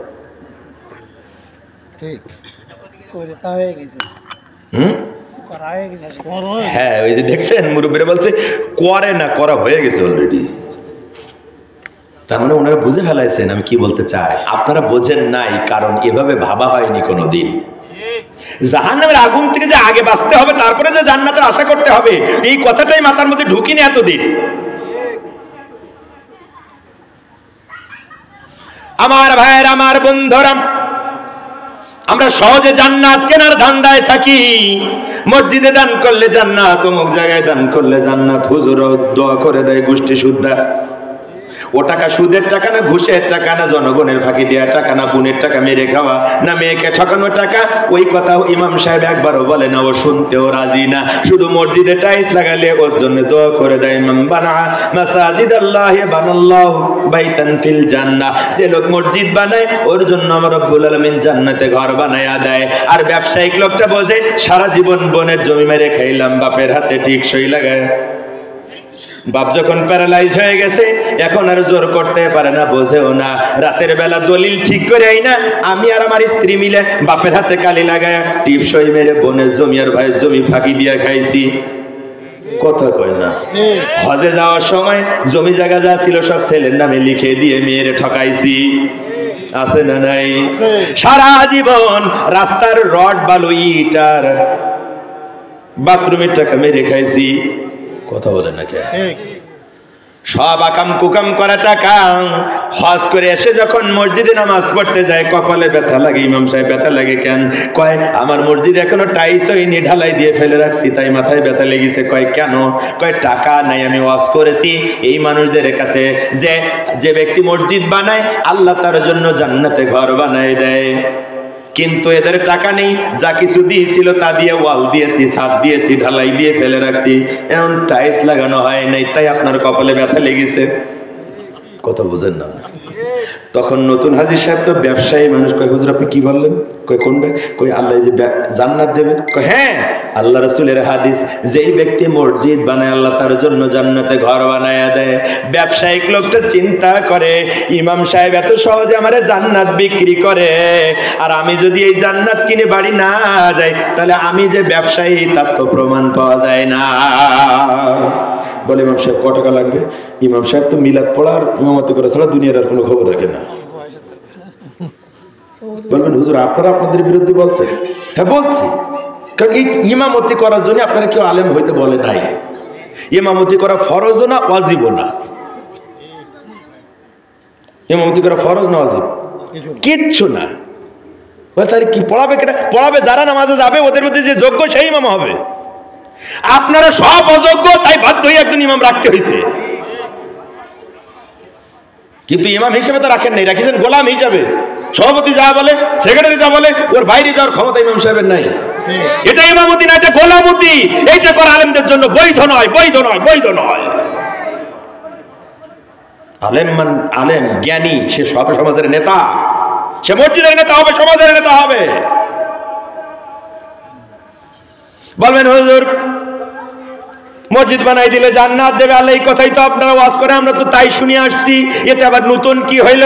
নতুন হচ্ছে ইমাম সাহেবের দায়িত্ব ছিল। এই লোক যখন বলল হুজুর জান্নাত কি পাওয়া যাবে যদি টাইলস লাগাই দেই, ইমাম সাহেব বলেছে রাসূলের যেহেতু সহিহ হাদিস অবশ্যই জান্নাত তুমি পাবা। ও মনে মনে খুশি হয়, বাড়ি চলে যায়। ইমাম সাহেব কয় টাকা লাগবে বলেন? বিকালবেলা ইমাম সাহেব হাজির। মিস্ত্রি বলেছে 3 লাখ টাকা হলেই মসজিদে টাইলস হবে, আর 1 লাখ টাকা লাগবে ওযুখানা আর বাথরুম করার জন্য। ইমাম সাহেব যায় বলে নতুন হাজী সাহেব বল্টু মিয়া, ও বল্টু মিয়া হাজী সাহেব মাত্র 4 লাখ টাকা হলে মসজিদের কাজগুলো হয়ে যায়। মনে মনে এই ব্যবসায়িক লোকটা খুশি আর বলে ইমাম সাহেব হজে যাওয়ার আগে এক প্রজেক্টের থেকে আমি অন্তত 3 কোটি টাকা মেরে খাইছি। কথা কয় না। আর তুমি আছো মাত্র 4 লাখ টাকা নিয়ে। ইমাম সাহেব যান টাইলস লাগাতে বলেন, আমি একা 4 লাখ টাকা দেবো। ইমাম সাহেব তো খুশি, টাকা সাইকেলে যায় না হাইটে দৌড়ে যায়। মিস্ত্রি কাজ শুরু করে, কাজ শুরু করেছে, কাজ করা শেষ। এখন 1 মাস পরে যখন টাইলস লাগান, একদম ঝকঝকে টাইলস, টাইলসের উপরে প্রথম জুমা এই দিন। এখন বল্টু মিয়ারে দাওয়াত করছে, আসেন আজকে প্রথম জুমা আপনার জন্য, হ্যাঁ স্পেশাল ব্যবস্থা আছে। কথা কয় না। এখন বল্টু মিয়া হাজী সাহেব ওই যে হজে গেছিল তখন, ওই ও তো না, মোয়াল্লিম ইমাম সাহেব বলছিল যে আপনি হজ করেছেন একটা লম্বা পাঞ্জাবি অন্তত কেনেন, 10 রিয়াল নিক আর 20 রিয়াল নিক, কথা ঠিক কি না? এখন ওই সেই পাঞ্জাবিটা আজকে গায়ে দিয়ে, এই যে রুমাল নিয়ে আসছিল একটা লাল রুমাল, ওইটা গায়ে দিয়ে যে কেসোয়াতুল কাবা সেন্টেন মাইখা পুরো একদম ইমাম সাহেবের সামনে যেয়ে বসছে, কোন রকম নামাজ শেষ। অন্যদিন ইমাম সাহেব দোয়া করে 3 মিনিট, আজকে 13 মিনিট, 10 মিনিট এই সুদখোরের জন্য স্পেশাল। কথা কয় না রে। ইমাম সাহেব দোয়া করে, রব্বুল আলামিন নামাজ কবুল করে নাও, দোয়া কবুল করে নাও, অমুক তমুক অসুস্থ টুস্থ সব বলে এখন দোয়া করে, রেগুলার দোয়া করা শেষ। এবার দোয়া করে, রব্বুল আলামিন আমাদের এলাকার বল্টু হাজী সাহেব 4 লাখ টাকা দিয়া মসজিদে টাইলস লাগাই দিছে, আল্লাহ বল্টু হাজী সাহেব তুমি কবুল করে না। পারলে একটু কাইন দিয়ে দেয়। কথা কর না কেরে। বল্টু হাজী সাহেব কি করে নাও? কবুল করে না। তা কবুল করে নাও মানে কি? ওই একদিন যে শয়তানি করতে ওটাও কবুল করে নাও, যে সাদাবাজি করতে ওটাও কবুল করে নাও, যে ফাঁকি দিতে ওটাও কবুল করে নাও, যে সুদ খেতে ওটাও কবুল করে নাও, যে ঘুষ খেতে ওটাও কবুল করে নাও, যে জেনা করে কাকাম কোকাম করে ওটাও কবুল করে নাও। কবুল করে নাও মানে তো তাই বোঝা যায়। কি কথা ঠিক কিনা বলবেন? হুজুর এটা তো নতুন কিছু না, এটাই তো আপনারা করেন। হ্যাঁ এইটা আমরা করি বলে পয়লা আমার বিরুদ্ধে আমি বলি নিজের বাসটা নিজে নিচ্ছি, কারণ একটু পরে আপনাদের বাস দেবো। ও আলেম সমাজ, কেন আপনি এই কথা বলতে পারলেন না? খবরদার, আমার মসজিদের টাইলস লাগানোর দরকার নেই, আমি প্লাস্টার দিয়ে অথবা মাটির মেঝে সমান করে বিছানা পায়তা নামাজ পড়বো। কিন্তু খবরদার, টাইলস লাগানোর জন্য কোনো সুদখোর, কোনো ঘুষখোর, কোনো জেনাকার, কোনো গরিবের টাকা মেরে খাওয়া লোক, বনে জমি মেরে খাওয়া লোক, মেরে ঠকানো টাকা দিয়ে মসজিদে টাইলস লাগাই দিবা না। কারণ মাটির মেঝেতে সেজদা দিলে আমার আল্লাহ কবুল করে নেবে, কিন্তু তোমার এই সুদের টাকা, ঘুষের টাকা, জনগণের মেরে খাওয়া টাকা দিয়া টাইলস যদি লাগাই দাও, ওর পরে সেজদা দিলে ও সেজদা কবুল হবে না। এই ওয়াজ কোন হুজুর করে না, কোন বক্তা করে? কেন? কারণ এই হজ যদি করে তাহলে ওর বিকালবেলা চাকরি থাকে না, সভাপতি হচ্ছে সুদখোর, সেক্রেটারি হচ্ছে ঘুষখোর। কথা কয় না রে। বিকালবেলা সেক্রেটারি আর সভাপতি একসাথে হয়ে কয়, হুজুর আপনার বক্তৃতার সাইজ ভালো না, আপনার মতে করা লাগবে না, হাঁটেন। কথা ঠিক না? ও আমার ভাইরা, এই সহজে জান্নাত বিক্রি করার আগে জাহান্নামের গর্তগুলো বলা লাগবে। সুদ খায়ও না, জাহান্নামে যাওয়া লাগবে। ঘুষ খায়ও না, জাহান্নামে যাওয়া লাগবে। গরিবের টাকা মেরে খেও না, জাহান্নামে যাওয়া লাগবে। কথা ঠিক না বল? এই কথাগুলো না বলে শুধু দানের জন্য ওয়াজ করো, তোমার এই দানের মাধ্যমে বোঝা যায় তুমি জান্নাতের কন্ট্রাক্টর। আল্লাহ তোমার হাতে জান্নাতের দায়িত্ব দিয়েছে, তুমি যার তার কাছে জান্নাত বিক্রি করতেছো। আর এই সুদখোর ঘুষখোর গুলাও মনে মনে খুশি হয়, সারা জীবন আকাম কুকাম যা আছে করলাম, হাজার হাজার কোটি টাকা মেরে খায়া বেগম পাড়ায় বাড়ি করলাম, আয়না ঘর বানালাম, কত কিছু ডুপ্লেক্স বিল্ডিং বানালাম, বড় ব্যবসা। এখন মাত্র 4 লাখ টাকা দিয়ে জান্নাত কেনা যায়।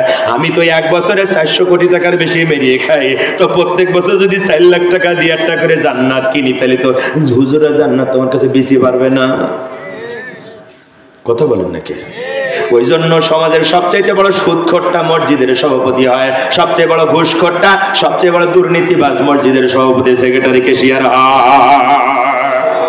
কারণ টাকার দরকার আছে তো। কিন্তু ইমাম সাহেব যদি এই ওয়াজ করতো, তাহলে ও হয় সুদ ছাড়তো, না হয় মসজিদ ছাড়তো। তো মসজিদে থেকে লাভ কি? নেতা পরিবর্তন করার দরকার আছে না নাই? বুঝো ভাই, ওদিকে যাবেন, আপনাদের রাগ আছেন বুঝতে পারছি, সময় বেলা হয়ে গেছে, এখন চলে। আল্লাহ রাব্বুল আলামিন বললেন, যারা আমার আয়াত অস্বীকার করে ওরা কাফের, আর ওদেরকে আমি জাহান্নামের আগুন দিয়া জ্বালাবো। কার কথা? আমরা কি আয়াত অস্বীকার করি নাকি করি না? করি। হ্যাঁ আল্লাহ রাব্বুল আলামিন বলেন, সালাত কায়েম করা, যাকাত আদায় করা তোমাদের জন্য ফরজ। মুয়াজ্জিন আযান দেয় 5 ওয়াক্ত, আসরের আযান দিল, আল্লাহু আকবার। এই আওয়াজ কানে যাওয়ার পরে যারা খানজাহান বাজারে চার দোকানে বসে সিনেমা দেখে, ক্যারাম বোর্ড খেলে, লুডো খেলে, তাস খেলে, গেম খেলে, নামাজে আসে না, ওরা কি এত অস্বীকার করেছে না করে নাই? এই যে তোকে বললেন না আমরা অস্বীকার করিনি, কথা কন। আবার সমাজে কিছু নেতা আছে বিকাল 3টার সময় মিটিং আহ্বান করেন, রাজনৈতিক মিটিং হয়, 3:30টায় শুরু, বক্তব্য চলতেছে, 4:10 যায়া তখন প্রধান অতিথির বক্তব্য শুরু হয়েছে। প্রধান অতিথি কেবল গোছাই এনেছে, ভাইয়ের আমার, বোনেরা তোমার, অমনি আসরের আজান 4:15, আল্লাহু আকবার, আছে না নাই? তখন প্রধান অতিথি মাইকগুলো বন্ধ কর, বন্ধ করা, কেন? আজান হচ্ছে, বন্ধ কর, আছে না নাই? আজানের সময় বক্তব্য বন্ধ, কার্টুনের মতো দাঁড়ায় থাকে। এমন ভদ্রলোকী ভাব দেখা যায় এই এলাকায় মুসলমান শুধু ও আর ওর আব্বা, আর আমরা সব খাও। কথা বলেন না কেরে ভাই? 3 মিনিটে আজান শেষ, আবার বক্তব্য শুরু হয়ে যায়। ভাইরা আমার, বোনেরা তোমার, আমারে আপনারা, তোমরা চেনো আমার বাস মার্কা, 54 বছর তোমাদের বাস দিয়েছি, আমার বাস নিয়ে রেডি হয়েছি, এবার যদি ভোট দাও তাহলে আশা নয়তো আইক্যওয়ালা বাস দেবো। কথা কন না কেরে ভাই? 12 মিনিট পরে যে জামাত, ওর কথা ওর মনে নাই, ওর নেত্রীর কথা, নেতার কথা, 14 গোষ্ঠীর কথা বলতে বলতে প্রায় মাগরিবের রক্ত। তখন যাইয়া আলোচনা শেষ হয়েছে। এখন কর্মীও সিগারেট টানতে টানতে বাড়ি যায়, নেতাও সিগারেট টানতে টানতে বাড়ি যায়। কথা বলেন না কেন? এই যে নেতা তার কর্মীদের মসজিদে যাইতে দিল না, নিজেও গেল না, রাজনৈতিক সভাস্থলে ও দাঁড়াইয়া ও যে নামাজ আদায় করলো না, ও কি আল্লাহর আয়াত অস্বীকার করেছে নাকি করে না? আল্লাহ কয় ইন্না সালাতা কানাত আলাল মুমিনিনা কিতাবাম মাওকুতা, আমি সময়ের উপরে নামাজ ফরজ করেছি। ওদের নামাজের সময় বক্তব্য চালায় গেল, কর্মীদেরও নামাজ পড়তে দেয় নাই, নিজেও পড়ে নাই, সময় চলে গেল, নামাজ ইচ্ছে করে পড়ে নাই। তাহলে আল্লাহ বলেন আমার আয়াত যারা অস্বীকার করে, ইন্নাল্লাযীনা কাফারু বিআয়াতিনা সাওফা নুসলিহিম নারা, যারা আমার আয়াত অস্বীকার করে ওরা নিশ্চিত কাফের, ওদেরকে আমি জাহান্নামের আগুন দিয়া জ্বালাবো। ও আমার ভাইরা, আমার বোনেরা, যেই দল আর যেই নেতার পিছনে লাইন লাগালে আয়াত স্বীকার করা লাগে, নামাজের আয়াত, সালাতের আয়াত স্বীকার করা লাগে, ওই দল আর ওই নেতা এই মুহূর্তে তালাক দিতে হবে। 3 তালাকে বায়েন না দিয়া বাড়ি গেলে তোমার কপালেও জান্নাত জুটবে না। কথা বলো না কেন? আর বলবো আয়াত স্বীকার করি নাকি করি না? আল্লাহ রাব্বুল আলামিন বললেন আহাল্লাল্লাহুল বাই ওয়া হারামার রিবা, আল্লাহ ব্যবসা হালাল করেছেন আর সুদকে করেছেন হারাম। কিন্তু আমাদের সমাজের লোকেরা বিভিন্ন সমিতি থেকে সুদের লোন নেয় নিজের বউরে দিয়া। কথা কন নাকি? সুদের টাকা নিয়ে তারপরে ব্যবসা করে। তার মানে ওরা শুধু আয়াত অস্বীকার করে না, পুরো আয়াতটারে উল্টে দিয়েছে। এত ক্ষমতা এদের, আল্লাহর আয়াত পুরো উল্টাই দিয়েছে। আল্লাহ কয় ব্যবসা হালাল, আর এই সুদের টাকা নিয়ে তারপরে ব্যবসা করে। তার মানে একদম উল্টো হয়ে গেছে কিনা? ও আয়াত অস্বীকার করেছে নাকি করে নাই? কথা বলেন না কেন? যে সুদ খায়, যে সুদের ব্যবসা করে, যে সুদের সাথে জড়িত, যে সুদের লেখা লেখে, যে সুদের বিচার করে, যে সুদের সাক্ষী থাকে, ওই 5 জন একসাথে জাহান্নামে যাবে। সুদ হচ্ছে এমন মারাত্মক গুনাহ, বিশ্ব নবী বলেন সুদের 70টা গুনাহ। সবচেয়ে ছোটটা হচ্ছে নিজের মায়ের সাথে জিনা করার মতো, আর সবচেয়ে বড় দুটো হচ্ছে আল্লাহ রাসূলের বিরুদ্ধে যুদ্ধ ঘোষণা করা। তোমার কত বড় সাহস, তুমি আল্লাহ রাসূলের বিরুদ্ধে যুদ্ধ ঘোষণা করেছো। আবার তুমি কতটা নিকৃষ্ট, মায়ের সাথে জিনা করার চাইতেও বড় অপরাধ ওই সুদের সাথে তুমি আছো। কত কয় না? আয়াত স্বীকার করেছো নাকি করো নাই? আয়াত স্বীকার করেছো, আল্লাহ কয় ও নিশ্চিত কাফের, ওরে আমি জাহান্নামের আগুন দিয়ে জ্বালাবো। আর বলবো নাকি? হুজুরা যা বলেছেন তার ঠেলাই বাসি, আর বলার দরকার নেই। বলবো আল্লাহ রাব্বুল আলামিন বলেন ও ইমানদার পুরুষ আর নারী, তোমাদের উপরে পর্দা ফরজ করা হয়েছে। কার কথা? কার আয়াত? আল্লাহ বলেছে না বলে নাই? হ্যাঁ, ইয়া আইয়ুহাল্লাযীনা আমানু ইয়াগুদ্দুনা মিন আবসারিহিন্না ওয়া হাফাজনা ফুরুজাহুন্না। ওই আয়াত আছে না নাই? সূরা নূরের আয়াত আছে না নাই? এখন যারা পর্দা করে না তারা এই আয়াত অস্বীকার করেছে নাকি করে নাই?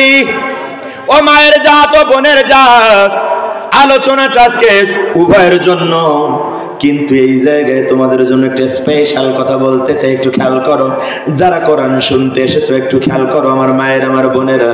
তোমরা যারা পর্দা মানো না, তো তোমরা যারা পর্দা করো না, তোমরা যারা পর্দায় থাকো না, শুধু তুমি জাহান্নামে যাবে তাই না, পর্দার আয়াত অস্বীকার করার কারণে তুমি যে কুফরি করতেছো, এই কুফরির মাধ্যমে তোমার যে জাহান্নামে যাওয়া লাগবে, এটা তো তোমার ব্যক্তিগত শাস্তি।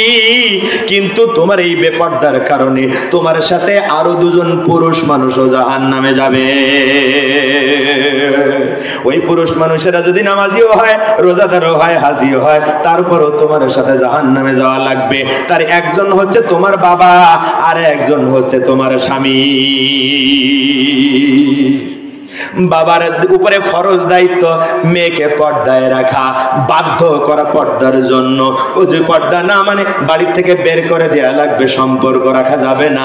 বাপ যদি এটা করে তাহলে বাপ বেঁচে গেল, কিন্তু বাপ যদি মেয়েকে পর্দার জন্য বাধ্য না করে, বরং বেপর্দানসীন এই মেয়ের সাথে যদি সম্পর্ক টিকে থাকে, ওই মেয়ে বেপর্দার কারণে জাহান্নামে যাবে, সাথে বাবাকেও জাহান্নামে যাওয়া লাগবে,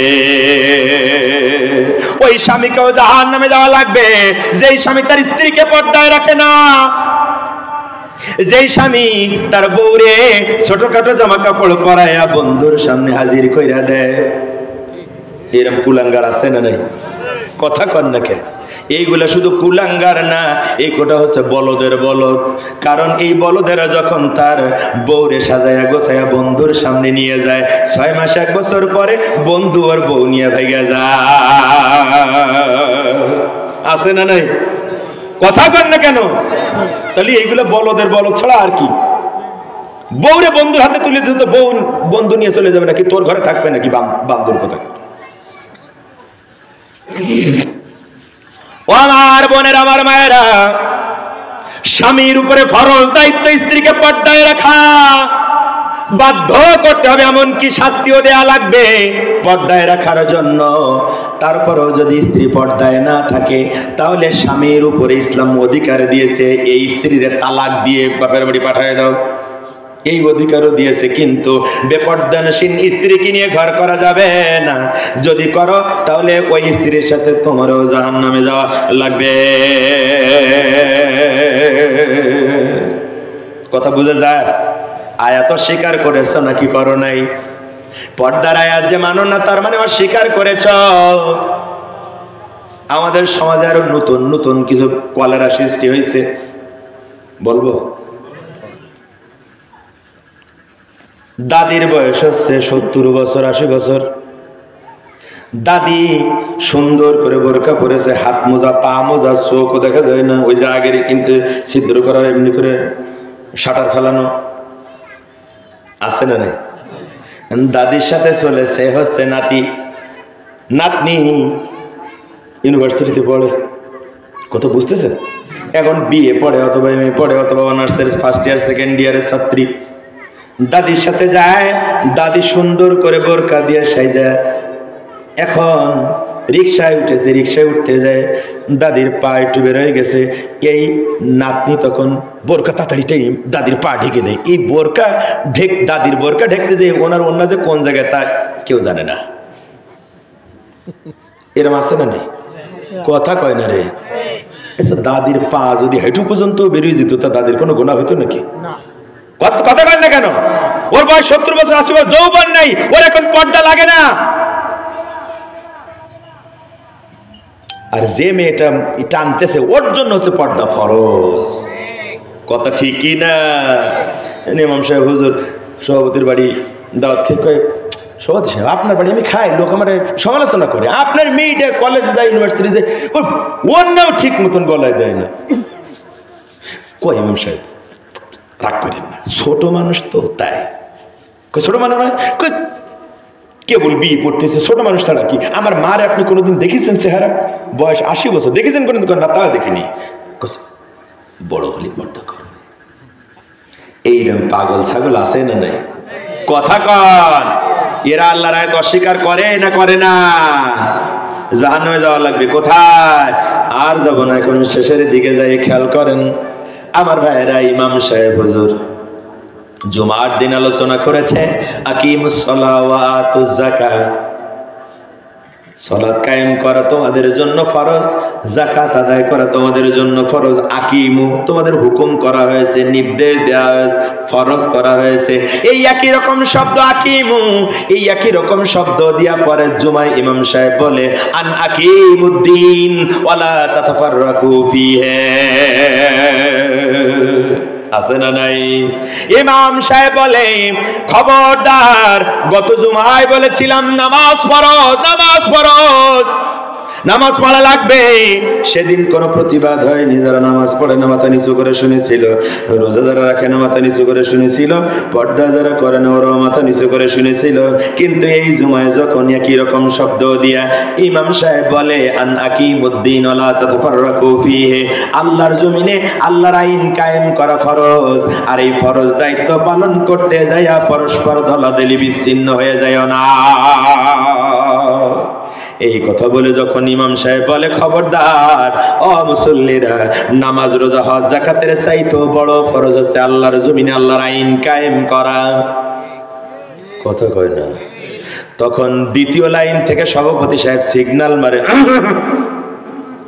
কথা কয় না? ইমাম সাহেব কথা শোনে না। ইমাম সাহেব সামনে আগায় যায়। ইমাম সাহেব বলে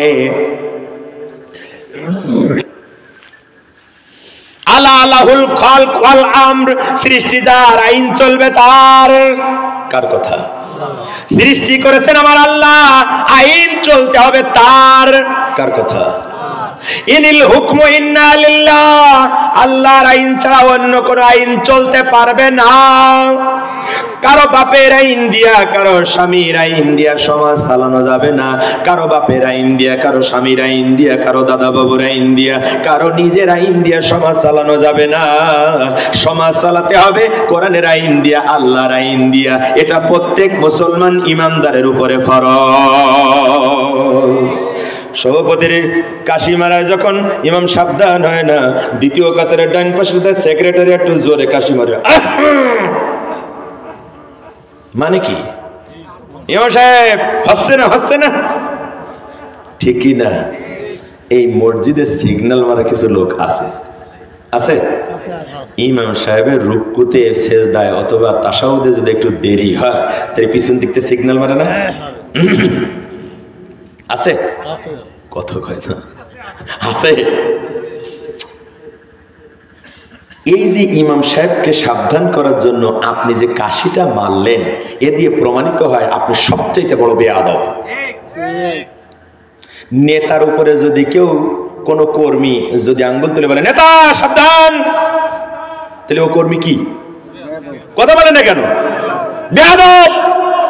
তো ইমাম তোর নেতা, তুই ইমাম সাহেবের কাশি দিয়ে সাবধান করে, তোর চেয়ে বড় বেয়াদব তো এলাকায় নাই।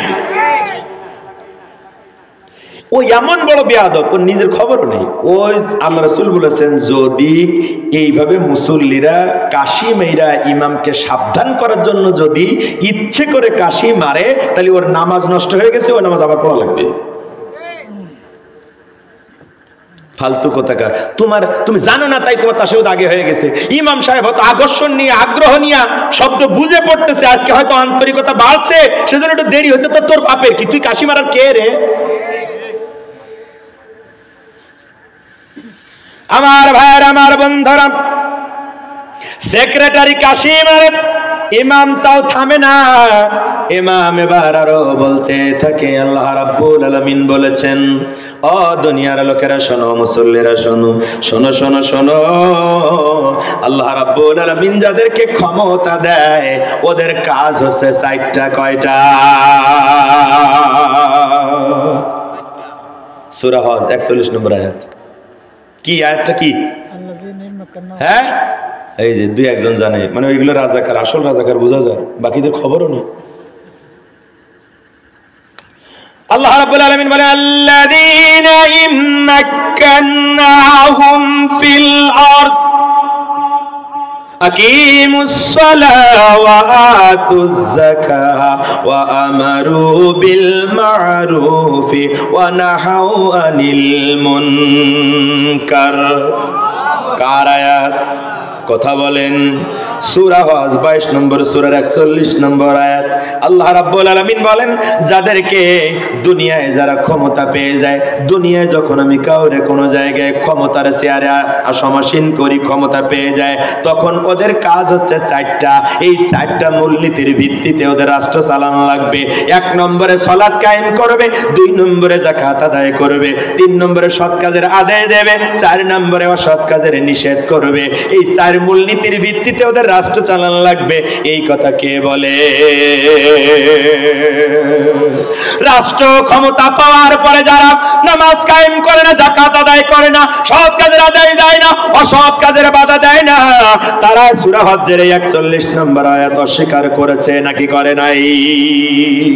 আল্লাহ রাব্বুল আলামিন সূরা নিসার 56 নম্বর আয়াতে তাই বলেন, ইন্নাল্লাযীনা কাফারু বিআয়াতিনা সাওফা নুসলিহিম নারা। যারা আমার আয়াত অস্বীকার করে তারা নিশ্চিত কাফের, আর ওই কাফেরদেরকে আমি জাহান্নামের আগুন দিয়া জ্বালাবো। কথা ঠিক না ভুল? কথা বলেন না কেন?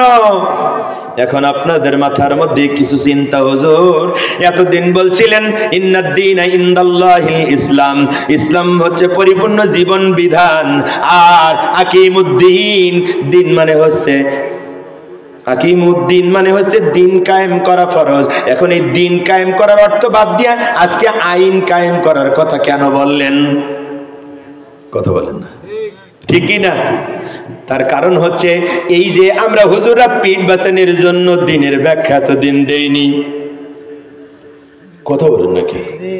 ওই জন্য ইমামতি থইয়া বাইতুল মুকাররমাতে পলায়ও যাওয়া লাগছে, ঠিক কি না? তার মানে কি বলেন তো? দিন মানে কি? হ্যাঁ, উনি বলেছেন জীবন ব্যবস্থা, জীবন বিধান। সঠিক বাংলা শব্দ দুটো হচ্ছে কি? জীবন বিধান। দিন মানে কি? জীবন বিধান। বিধান মানে কি? আইন। ইংরেজিতে যেটাকে বলা হয় ল, ওইটাই আরবিতে বলা হয় দিন। এখন মাথার মধ্যে ঢুকলো? দিন মানে কি? জীবন বিধান, আইন কানুন, নিয়ম নীতিমালা, ওইটার নাম দিন। আর ওই নিয়ম নীতিমালা, আইন কানুন কায়েম করাটা হচ্ছে ফরজ। আকিমুদিয়া সালাত ফরজ, আকিমুদিয়া দিনও ফরজ। তুমি নামাজের ফরজ মানো, দিনের ফরজ মানো না, তার মানে তুমি এক অস্বীকার করেছো। কথা বলেন ঠিক কিনা? আল্লাহর জমিনে যদি আল্লাহর আইন কায়েম না হয়, কথা কি বুঝতেছেন আমার? আল্লাহর জমিনে যদি আল্লাহর আইন কায়েম না হয়, কশিন কালো চুরি ডাকাতি খুন রাহাজানি চিন্তাই চাঁদাবাজি জুলুম নির্যাতন অত্যাচার আয়না ঘর বন্ধ হবে না, হবে না, হবে না, ঠিক না? আল্লাহর জমিনে জানলে আল্লাহর আইন কায়েম না হয়, শান্তি হবে না, হবে না এবং হবে না। কারণ সৃষ্টি যার, আইন চলতে হবে তার। ঠিক না ভুল? কথা কয় না? এই কথাটুকুনির ব্যাখ্যা দিয়ে আমি আলোচনাটা আজকের মতো শেষ করতে চাই। এটা খেয়াল করেন। আপনাদের রাগ হচ্ছে ভাই?